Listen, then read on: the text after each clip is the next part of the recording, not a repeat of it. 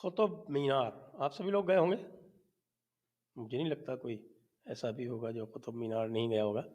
मैं भी गया था कुतुब मीनार, तब मैं संभवतः 16-17 साल का रहा होऊंगा।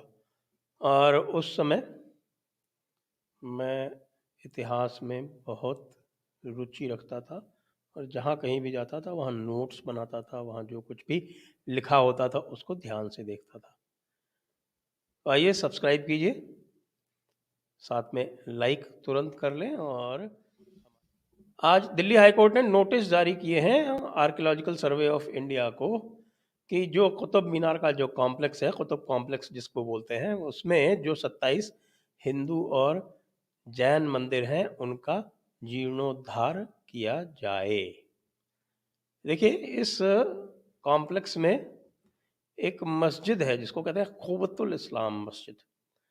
क़ुव्वत का मतलब होता है पावर, क़ुव्वत का मतलब होता है ग्लोरी, वो क़ुव्वत का मतलब होता है शक्ति, क़ुव्वत का मतलब होता है दरिंदगी। ये दरिंदगी थोड़ा सा मेटाफोरिकल हो सकता है, लेकिन इसका जो इफेक्ट है वो यही होता है।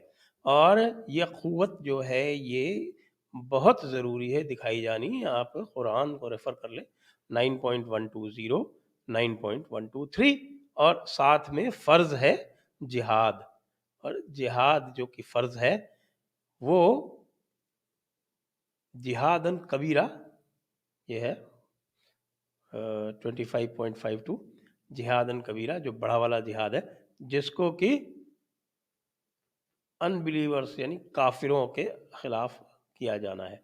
इसी तरह से और भी जिहाद फी सबीलिल्लाह, अल्लाह के रास्ते में जिहाद, यानी कि वायलेंट जिहाद, ये सब चीज़ें कुरान में मौजूद हैं। तो इसका जो मैनिफेस्टेशन है वो भारत में कैसे हुआ कि भारत में जब भी मुगल आक्रांता आते थे तो उनका जो एक पहला पवित्र काम होता था जिससे वो अपने ईश्वर को यानी खुदा को या अल्लाह को राज़ी करते थे, वो ये होता था कि वो मूर्ति भंजना करते थे, मूर्तियों को तोड़ते थे।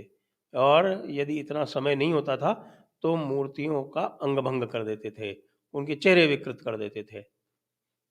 इससे उनके मन में, क्योंकि ये एक ऐसा रिलीजन था जो कि एक हम कहेंगे कि जो ह्यूमन माइंड का जो एवोल्यूशन है उसमें एक बड़े बीच के स्तर पर या आप नीचे के स्तर पे कह सकते हैं, तो वो उसी प्रकार से उसी कबीलाई ढंग से काम करता रहा है। और आज भी जो उसके अनुगामी हैं वो इस पर फख्र महसूस करते हैं, इस पर ऐसा कहते हैं कि उनको इससे बड़ा गर्व महसूस होता है, गर्व की अनुभूति होती है ऐसा करने से, क्योंकि किताब में उनके लिखा है कि ऐसा करने से जो उनका जो इष्ट देव है वो राजी होता है।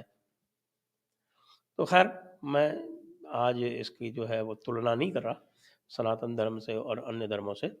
मैं केवल जो आज का जो ये है निर्णय है उसका जो सिग्निफिकेंस है उसके बारे में बात करना चाह रहा हूँ, क्योंकि अब हमारे पास पूरा क्रॉनिकल डॉक्यूमेंट उपलब्ध है कम से कम 2000 मंदिरों का जो तोड़े गए, भग्न किए गए, उनके ऊपर मस्जिदों का, मदरसों का, खानकाहों का निर्माण हुआ। ऐसे 2000 की लिस्ट हमारे जो, मैं कहूँगा कि उनको तो ऋषि यदि कहें तो भी कम होगा, सीताराम गोयल जी, उन्होंने ये पूरा का पूरा डॉक्यूमेंटेशन हमें दे रखा है, जिसको आज तक किसी ने डिस्प्यूट भी नहीं किया, कर भी नहीं सकते, क्योंकि अगर डिस्प्यूट करने जाएंगे तो फिर तो वही वाली बात है कि बात निकलेगी तो फिर दूर तलक जाएगी। तो बात को दूर तलक न ले जाने के चक्कर में इन्होंने इसको दबा के रखा। लेकिन ये जो कुतुब कॉम्प्लेक्स में जो है, ये तो यदि आप कुतुब कॉम्प्लेक्स में जाएं तो कुतुब कॉम्प्लेक्स में जो बाहर जो लेख है, जो एएसआई का यानी आर्कियोलॉजिकल सर्वे ऑफ इंडिया का, पुरातत्व सर्वेक्षण विभाग का, वो स्वयं कहता है कि यहाँ पर 27 जैन और हिंदू मंदिर थे, और उन 27 जैन और हिंदू मंदिरों के अवशेष आप अपनी आंखों से देख सकते हैं। उसके लिए किसी कल्पना की, किसी आपको इतिहास की पुस्तक की, किसी और आपके आर्कियोलॉजी की कोई बड़े भारी रिसर्च की उसकी कोई आवश्यकता नहीं है। आप अपनी आंखों से उनको देख सकते हैं। और इसका जो लिटरेरी प्रमाण है वो तो बहुत ही सरलता से उपलब्ध है। ये आप ये देखिए कि ये जो अली मियाँ थे नदवा वाले, जो कि all India Muslim personal law board के पहले अध्यक्ष थे, बड़े लंबे समय तक अध्यक्ष रहे, अपने मृत्यु पर्यंत वो अध्यक्ष थे उसके। उनकी एक किताब आई, कहते कि मजलिस तहकीकात व नशरियत इस्लाम, यानी इस्लाम के तौर तरीकों की तहकीकात यानी रिसर्च। तो उसमें अरबिक वर्जन इसका 1972 में हैदराबाद में पब्लिश हुआ, उर्दू वर्जन 1973 में लखनऊ में वर्जन हुआ। और उर्दू वर्जन में अली मियाँ जो फॉरवर्ड में वो कहते हैं कि इस्लाम ने अपने जो अनुगामी हैं उनमें एक पैट्रियोटिज्म की और एक जिसको कहते हैं दीन हक के क्वेस्ट की एक स्पिरिट जो है वो उनके अंदर नाफिज की है, उनके अंदर जज्बा वो दिया है उनको। और उनका उनकी जो प्रकृति है, उनकी जो संस्कृति है, उसके कारण मुसलमानों ने पूरी दुनिया की तारीख लिखी है, उनको पूरी दुनिया की तारीख लिखने के काबिल बनाया है ना। लेकिन ये और कहते हैं कि साहब कि इसका जो है मैं जिस्ट पढ़ देता हूँ क्योंकि वैसे काफ़ी लंबा है। वो ये कहते हैं कि साहब कि मुस्लिम तो जहाँ भी जाते थे तो वहाँ अपना जो स्टैंप है, अपनी जो क़ुव्वत है, अपनी जो ग्लोरी है, अपनी जो ताकत है, उसका एहसास कराने के लिए प्रत्यक्ष कार्य करते थे। और उन प्रत्यक्ष कार्यों में एक होता था कम से कम भारत में मंदिरों का विनाश। आगे मैं आपको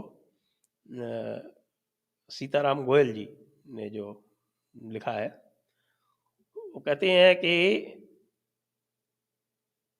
मेरी जो रिसर्च है, मेरा जो शोध है, उसके अनुसार दिल्ली की जो पहली मस्जिद थी वो क़ुव्वतुल इस्लाम थी, जो कि 587 हिजरी में पृथ्वीराज द्वारा बनाए हुए मंदिर को तोड़कर बनाई गई थी। और जो बहुत सारे उसके जो भग्नावशेष थे उनका उपयोग करके वो बनाई गई थी।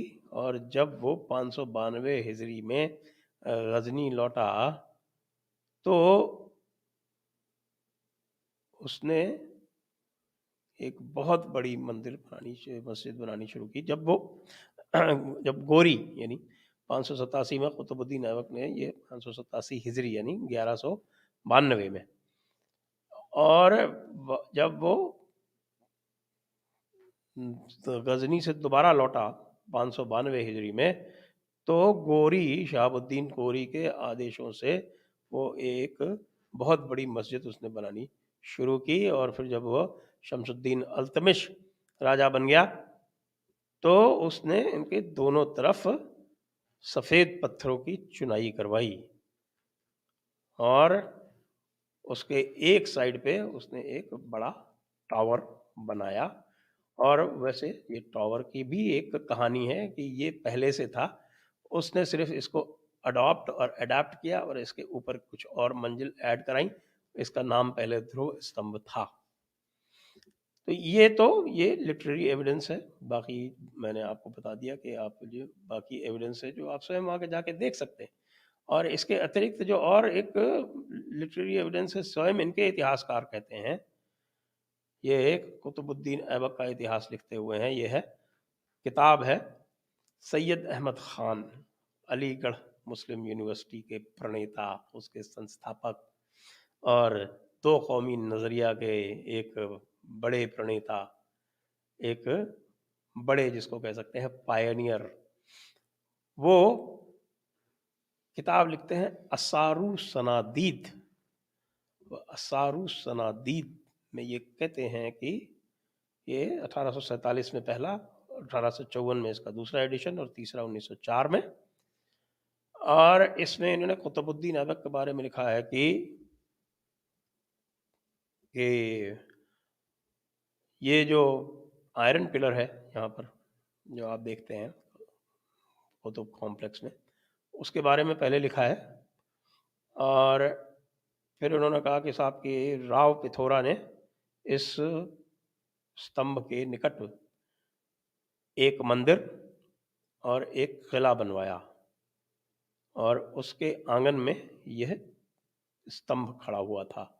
और जब कुतुबुद्दीन ऐबक ने वहाँ पर इस मंदिर को डिमोलिश करके, मंदिर को ध्वस्त करके एक मस्जिद बनाई, तो यह स्तंभ जो है वो मस्जिद के प्रांगण में, मस्जिद के आंगन में आ गया।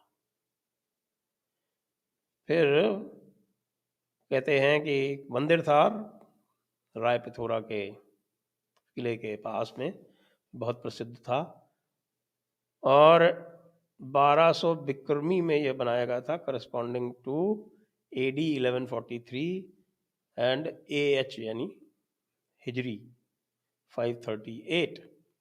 और कह रहे कि साहब ये इतना भव्य एक ये मंदिर था कि उससे बेहतर कुछ भी कल्पना नहीं की जा सकती है, उससे सुंदर कुछ भी हो सकता है ऐसी कल्पना नहीं की जा सकती है। वो उसकी जो नक्काशियाँ थीं हर पत्थर पर, वो इतनी खूबसूरत थीं कि उनका वर्णन नहीं किया जा सकता। और इसकी जो पूर्वी और उत्तरी जो इसके जो भाग हैं वो अभी भी वहाँ पर पाए जा सकते हैं, वहाँ पर अभी भी बचे हुए हैं। तो ये जो है इनका स्वयं के जो इनके इतिहासकार हैं वो ये कहते हैं। फिर जब यह आपका स्पष्ट हो गया कि ये है पूरी तरह से एक मंदिर को ध्वस्त करके बनाया गया है, तो वहाँ ठीक है। बाद में इसको आर्कियोलॉजिकल सर्वे ऑफ इंडिया ने अपने आधिपत्य में ले लिया। तो जब ये आर्कियोलॉजिकल सर्वे ऑफ इंडिया के आधिपत्य में आ गया तो आर्कियोलॉजिकल सर्वे ऑफ इंडिया ने पूरे कुतुब कॉम्प्लेक्स का सौंदर्यीकरण किया, इसमें सरकार के पैसे खर्च किए। तो प्रश्न यह पूछा जा रहा है कि जब आपने कुतुब मीनार का रख रखाव कर लिया, जब आपने क़ुव्वतुल इस्लाम मस्जिद का रख रखाव कर लिया, तो जो ये 27 तोड़े हुए मंदिर हैं जो कि कहा जा रहा है कि मस्जिद के बाहर हैं, तो आप इनका जीर्णोद्धार क्यों नहीं कराते, इनका रेस्टोरेशन आप क्यों नहीं कराते? ऐसी कौन सी सेक्युलर मजबूरी है जिसमें आप मस्जिद मेंटेन कर सकते हैं, आप मस्जिद की रिपेयर करा सकते हैं, आप कुतुब मीनार जो एक आक्रांता के नाम से बनी हुई है, जिस आक्रांता का नाम लेना भी हमारे स्वतंत्र भारत में एक पाप होना चाहिए था, उसके नाम पर आपने पूरा कुतुब मीनार बना रखा है। उसका पुराना नाम रखिए ना, ध्रुव स्तंभ बनाइए उसको, और जो वो आयरन पिलर है उसको दूसरा कोई नाम दीजिए, हमारे आधुनिक भारत का नाम दीजिए, नहीं तो कोई प्राचीन भारत का नाम दीजिए। क्यों, हमारी प्राचीन भारत की संस्कृति कोई इस्लामी आक्रांताओं के ऊपर निर्भर तो नहीं है ना। तो ये जो 27 आप स्वयं कह रहे हैं, आप अपने लेख में जो आपने वहाँ जो प्लाक लगा रखी है, जो आपने वहाँ पर विवरण दे रखा है, उसमें आपने स्वयं लिख रखा है कि यहाँ 27 जैन और हिंदू मंदिर थे। तो जब आपने वहाँ पर यह स्पष्ट लिख रखा है, तो भाई लोगों आपको इसे रिस्टोर करने में समस्या क्या है? इसलिए दिल्ली हाई कोर्ट ने पूछ लिया है। मुझे नहीं लगता कि जो रवैया है हमारे सरकारी संस्थानों का, उसमें इसका उत्तर बहुत जल्दी ये देने वाले हैं। इसमें टाला मटोल करेंगे बहुत लंबी, जैसे बहुत सारे और केसेस में कर रहे हैं। लेकिन सवाल यदि पूछा गया है तो उत्तर तो कभी न कभी आएगा ही। उत्तर अब आप नहीं देंगे तो उत्तर जनता देगी, उत्तर हम देंगे, उत्तर इतिहासकार देंगे, उत्तर पुरातत्ववेत्ता देंगे। और मंदिर तो अब बनकर ही रहेंगे। कोई प्रश्न हो तो ले ले। प्रताप रामचंद्र पत्रम पुष्पम के लिए धन्यवाद। इसी के साथ आप सभी लोगों को धन्यवाद। जय हिंद, वंदे मातरम।